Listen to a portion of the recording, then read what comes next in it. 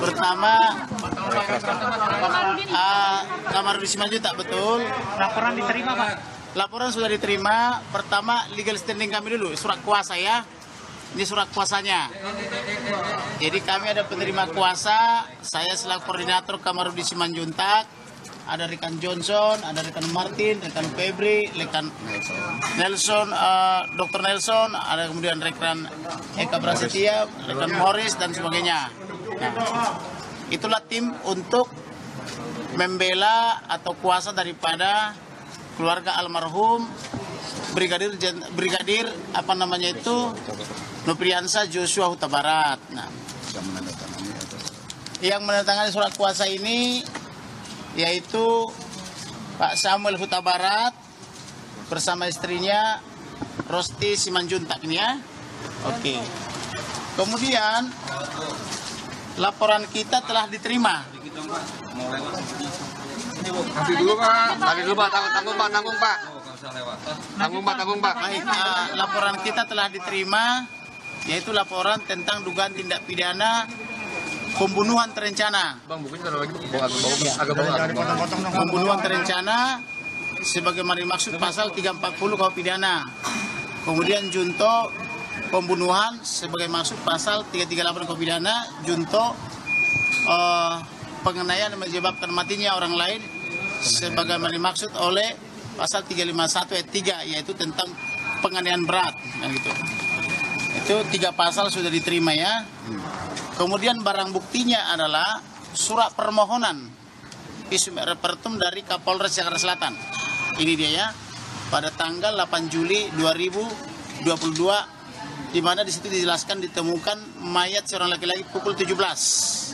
Nah, kemudian barang bukti lainnya itu adalah ada laki-laki berumur 21 tahun dinyatakan telah menjadi jenazah dari rumah sakit Kramat Jati atau rumah sakit Polri Kramat Jati ya. Kemudian ada lagi surat keterangan lagi tentang bebas daripada COVID atau SARS-CoV-19. Mau keluar nih pintunya di situ, nggak bisa lewat. Kemudian ada lagi Pak, agak minggir Pak, pintu ini Pak. Itu bapaknya keluar banyak tuh di dalam tuh, nggak bisa keluar tuh. Geser dulu. Itu keluar sedikit lah, kasih jalan. Banyak dikit teman-teman. Kasih jalan di situ, Man. Kasih jalan di situ, Man.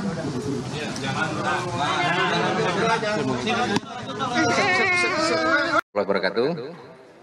Rekan-rekan sekalian, pada siang hari ini kami dari Polres Metro Jakarta Selatan akan menyampaikan rilis terkait dengan peristiwa di Duren 3, tepatnya di rumah petinggi Polri, salah satu petinggi Polri.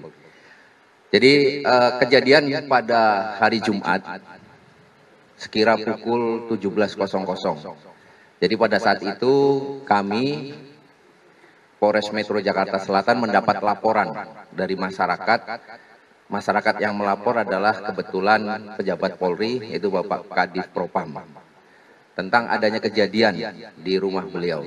Atas laporan tersebut kemudian kami Kasat Reskrim memimpin tim untuk melakukan pengecekan TKP dan melakukan olah TKP.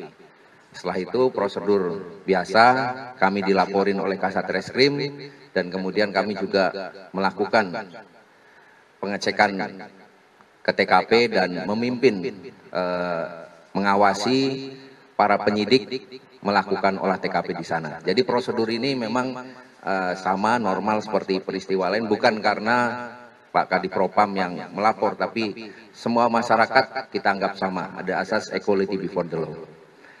Pada saat kami melaksanakan olah TKP, di TKP kami menemukan seseorang yang sudah tergeletak dengan berlumuran darah, berada di dekat tangga naik ke atas, tepatnya arah masuk ke kamar mandi yang ada di bawah tangga. Dari situ kemudian kami prosedural melakukan menghubungi tim Inavis, kemudian tim Inavis dan identifikasi datang dan melakukan olah TKP bersama, dan kemudian kami juga menghubungi Palang Hitam untuk nantinya membawa jenazah tersebut ke rumah sakit untuk dilakukan otopsi. Dari hasil proses olah TKP yang kami lakukan, kami di sana menemukan beberapa barang bukti, baik itu senjata maupun selongsong serta proyektil peluru.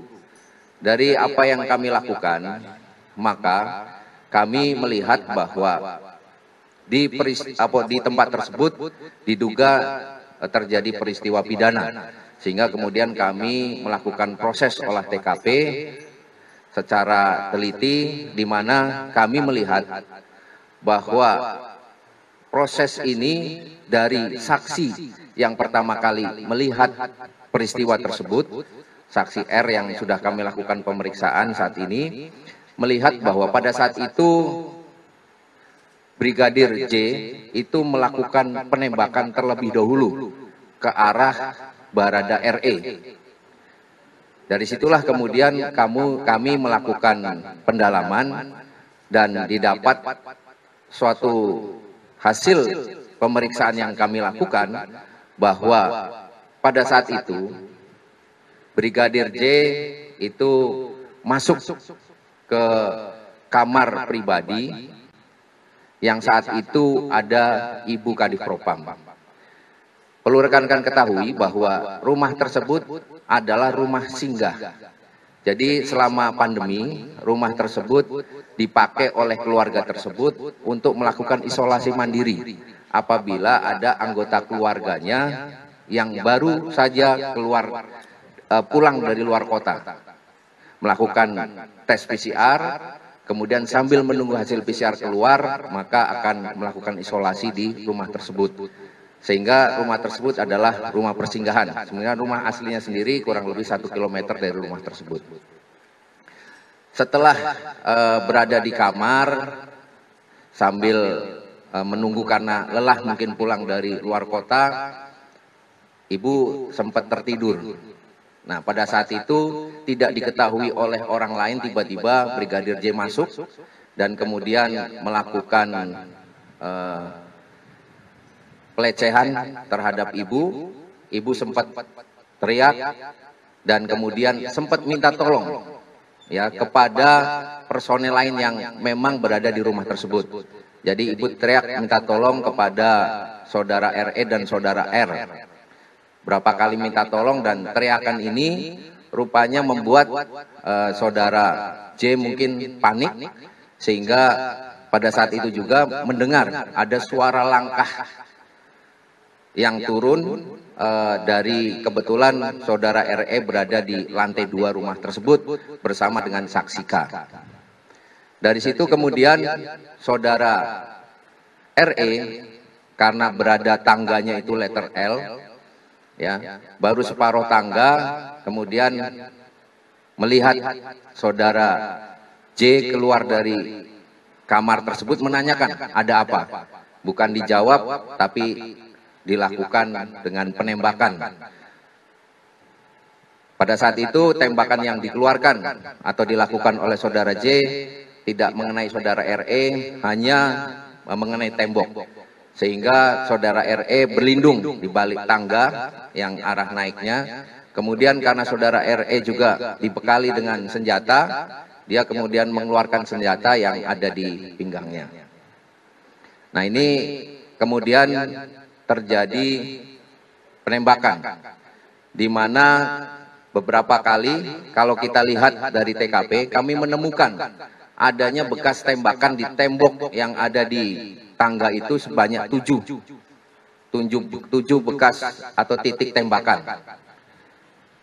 Kemudian kami juga menemukan berdasarkan hasil otopsi, ini ada hasil otopsi tapi masih sementara, ya.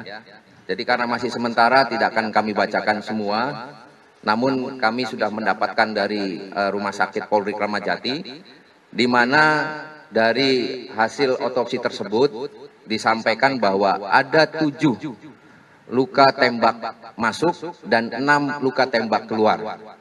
Dan 1 proyektil bersarang di dada. Perlu kami jelaskan bahwa saudara RE itu menggunakan senjata Glock 17 dengan magazen maksimum 17 butir peluru. Dan kami menemukan di TKP bahwa barang bukti yang kami temukan tersisa di dalam magazen tersebut 12 peluru. Artinya ada 5 peluru yang dimuntahkan atau ditembakkan. Sedangkan saudara J itu kami menemukan atau mendapatkan fakta bahwa yang bersangkutan menggunakan senjata jenis HS. 16 peluru di magazennya.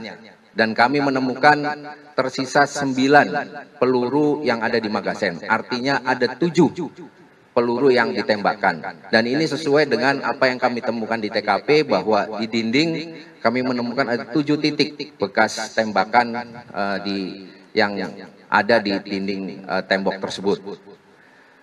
Dari 5 tembakan yang disampaikan atau dikeluarkan oleh Barada RE, tadi disampaikan bahwa ada 7 luka tembak masuk. Ini perlu kami jelaskan bahwa ada beberapa luka tembak yang 1 peluru ada 2 luka tembak. Yakni yang pertama pada kelingking. Ya. Halo teman-teman, dari kedua press release yang disampaikan oleh pengacara keluarga Brigadir J, Bapak Komarudin, dan press release yang disampaikan oleh Bapak Kapolres Jakarta Selatan tentang peristiwa kematian Brigadir J. Menurut Pak Komarudin, kematian Brigadir J itu bukan akibat tembak-menembak, tetapi itu pembunuhan berencana. Dan beliau bahkan menerapkan pasal-pasal yang berhubungan dengan pembunuhan berencana tersebut. Sedangkan menurut Pak Kapolres, kematian Brigadir J itu akibat daripada tembak-menembak dengan Barada E. Penyebabnya adalah Brigadir J dituduh melakukan pelecehan seksual kepada istri daripada Bapak Jenderal Freddy Sambo yang saat itu berada di dalam kamarnya. Dan setelah peristiwa ini terungkap kebenarannya, semua orang menjadi tahu. Setelah kebenaran diungkap sebenar-benarnya, semua orang menjadi tahu bahwa peristiwa kematian Brigadir J ternyata bukanlah peristiwa tembak-menembak, tetapi penyiksaan yang berujung kepada kematian daripada Brigadir J. Jadi apa yang dikatakan Bapak Komarudin, pengacara daripada keluarga Brigadir J, ternyata benar semuanya. Terima kasih teman-teman atas perhatiannya, dan jika Anda menyukai video-video ini, silakan pencet like dan juga subscribe bagi yang belum. Terima kasih, sampai jumpa di video berikutnya.